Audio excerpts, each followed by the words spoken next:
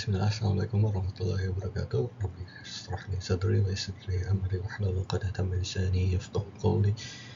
Rabbi zidni ilman warzuqni fahman. Selamat pagi, selamat siang, atau selamat malam buat mahasiswa UIK Teknik Mesin. Kembali lagi dengan saya untuk mata kuliah Mekatronika dan Praktek tahun 2023 ya. Kita akan melanjutkan pembahasan kita mengenai dasar-dasar elektronika dulu, yaitu sekarang kita memasuki pembahasan tentang microcontroller atau mikroprosesor ya. Jadi microcontroller ini dia sebetulnya lebih sederhana daripada prosesor. Prosesor itu yang biasa di komputer atau misalkan di HP, sedangkan microcontroller itu mungkin kalian sudah pernah memakai Arduino atau STM32 ya, tapi paling sering mungkin kalian menggunakan Arduino. Nah, jadi si otaknya itu adalah microcontroller. Oke, dari pengertian dulu, microcontroller adalah sebuah komputer kecil yang dikemas dalam bentuk IC dan dirancang untuk melakukan tugas atau operasi tertentu. Pada dasarnya, sebuah IC microcontroller terdiri dari satu atau lebih inti prosesor atau CPU. Ada memorinya dan serta perangkat input dan output yang dapat diprogram kayak gitu. Jadi seperti otak, misalkan, tapi dia lebih kecil, misalkan dari serangga kayak gitu ya. Jadi dia ada otak kecilnya untuk melakukan tugas-tugas yang sederhana kayak gitu. Kayak serangga kan sederhana tugasnya, atau misalkan makhluk-makhluk kecil lah ya kayak gitu. Jadi namun microcontroller ini buatan manusia, cuman kalau di serangga itu Allah yang buat kayak gitu ya, bukan sekedar kebetulan kayak gitu, karena fungsinya kompleks. Jadi kalau kita membuat microcontroller atau mendesain microcontroller, mungkin kalian akan mengalami kesulitan kayak gitu untuk di awal, namun pada akhirnya kita akan mengapresiasi sebetulnya ciptaan Allah itu. Kalau misalkan yang tidak beriman itu bilangnya dunia ini hanya kebetulan kayak gitu ya. Cuman kalau misalkan kita nanti ya di praktikum colokin misalkan microcontroller ke sebuah sensor, bisa nggak kebetulan dia nyala kayak gitu ya? Itu kan nggak mungkin kayak gitu. Jadi nggak mungkin satu makhluk yang kompleks itu diciptakan secara kebetulan kayak gitu. Oke, jadi bentuknya itu microcontroller macam-macam ya. Di sini ada contohnya yang ada kakinya. Contoh bentuk microcontroller. Jadi di dalamnya itu ada kompleks, ini ada CPU, ini prosesornya. Jadi untuk yang memproses program kayak gitu ya. Kemudian di sini nanti ada ADC itu analog to digital converter. Di sini biasanya sensor masuk ke sini. Kemudian nanti di AC itu outputnya, jadi untuk digital to analog converter. Jadi untuk outputnya, kemudian di sini ada VCC, itu adalah power supply, kemudian nanti ada ground. Jadi terus kemudian nanti microcontroller ini akan terhubung dengan IC-IC lainnya. Kemudian di sini dia ada timing, istilahnya kristal osilator atau osilator circuit. Jadi di microcontroller itu dia memerlukan osilator supaya dia bisa berpikir dengan tepat kayak gitu ya, dengan timing yang pas. Nah, kita akan bahas satu persatu. CPU itu apa sih? CPU itu adalah otak dari microcontroller ya. Bertanggung jawab untuk mengambil instruksi dan menerjemahkannya, lalu akhirnya dieksekusi. CPU menghubungkan setiap bagian dari microcontroller ke dalam satu sistem. Fungsi utama CPU adalah mengambil dan mendekode instruksi. Instruksi yang diambil dari memori program harus diterjemahkan atau melakukan dekode oleh CPU tersebut. Kemudian di sini ada memori kayak gitu ya. Jadi memori itu dia apa sih fungsi memori? Fungsinya itu mengambil dalam mikrokontroler sama dengan mikroprosesor. Memori ini digunakan untuk menyimpan data dan program. Jadi ada yang namanya data, ada yang namanya program. Program itu adalah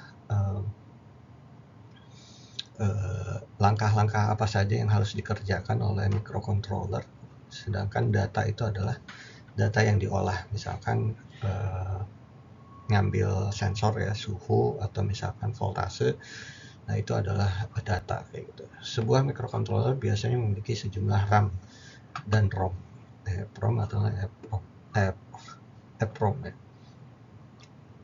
Atau memori flash untuk menyimpan kode sumber program kayak gitu. Jadi RAM itu adalah kecepatan random access memory, sedangkan ROM itu adalah kapasitas dia untuk menyimpan memori.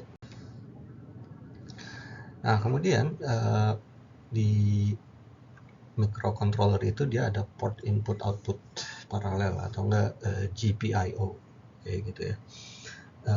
Digunakan untuk mendorong atau menghubungkan berbagai perangkat seperti LCD, LED, printer, memori, dan perangkat input output lainnya ke microcontroller kayak gitu. Jadi ini penting untuk untuk fungsi-fungsi lainnya gitu ya, untuk eksekusi maupun untuk mengambil data.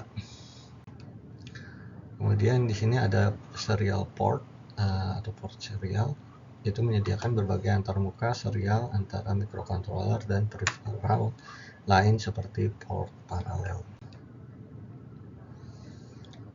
Kemudian di sini ada waktu ya, timer dan counter. Timer dan counter adalah salah satu fungsi yang sangat berguna dari microcontroller. Microcontroller mungkin memiliki lebih dari satu timer dan counter. Pengatur waktu dan penghitung counter menyediakan semua fungsi pengaturan waktu dan penghitungan di dalam microcontroller. Operasi utama yang dilakukan di bagian ini adalah fungsi jam, modulasi, pembangkitan pulsa, pengukuran frekuensi, osilasi, dan lain sebagainya. Bagian ini juga dapat digunakan untuk mengirim pulsa eksternal. Jadi timing itu penting karena misalkan kita ingin mengambil sebuah data suhu untuk tiap berapa menit kayak gitu ya, atau enggak untuk tiap berapa detik. Kemudian misalkan untuk mengirimkan pulsa, contohnya adalah pembangkitan pulsa ini menyalakan LED kayak gitu ya. LED itu mau dia berkedip berapa detik sekali, atau misalkan itu adalah salah satu contohnya. Kemudian yang selanjutnya adalah di dalam microcontroller itu biasanya ada ADC. ADC itu adalah analog to digital converter, yaitu mengkonversi sinyal analog menjadi sinyal digital. Karena di dalam microcontroller itu adalah dunia digital ya. Dunia digital itu 1 dan 0. Jadi sedangkan untuk sensor itu biasanya dunianya analog kayak gitu. Misalkan pengukuran voltase itu misalkan 0 sampai 5 volt misalkan. Kan di situ ada 0,1, 1, 1,5 misalkan, dan itu adalah analog, sedangkan digital itu 0 dan 1. Jadi dia harus dikonversikan dari analog to digital converter. Nah, sinyal input dalam converter ini harus dalam bentuk analog dari sensor ya. Kemudian di sini ada digital to analog converter. Jadi untuk melakukan operasi jadi kebalikan dari ADC, ini adalah digital ke analog. Contohnya adalah untuk mengendalikan motor DC kayak gitu. Karena untuk mengendalikan motor DC itu kita butuh sinyal analog kayak gitu. Misalkan ketika ingin kecepatan tertentu kita berikan voltase maksimal misalkan 5 volt. Tapi kalau misalkan ingin RPM-nya lebih rendah kita mau 2,5 volt misalkan. Karena di microcontroller itu mengolahnya itu dalam bentuk digital, maka sinyal digital itu dia harus dikonversikan menjadi sinyal analog supaya dimengerti oleh si motor DC-nya kayak gitu. Kemudian di dalam microcontroller dia ada kontrol interupsi. Kontrol interupsi digunakan untuk mendirikan interupsi penundaan dalam program kerja. Jadi interrupt ini dapat berupa eksternal ataupun menggunakan internal. Nah, contohnya interupsi itu apa sih maksudnya? Ketika misalkan gini, ketika kita menginginkan misalkan membuat sensor alarm kayak gitu ya, ketika suhunya itu sudah di atas 100 derajat maka kita ingin mematikan si kompornya. Misalkan dalam kompor penanak nasi atau enggak penanak air gitu ya. Ketika suhunya di dapat 100 derajat Celcius maka dia akan menginterupsi jalannya heater elemen gitu ya. Elemen heaternya kan lagi dijalankan, dia harus dipanaskan terus-menerus. Kemudian ketika suhunya itu sudah mencapai 100 derajat Celcius, dia si suhunya itu dia akan menginterupsi untuk agar mematikan si elemen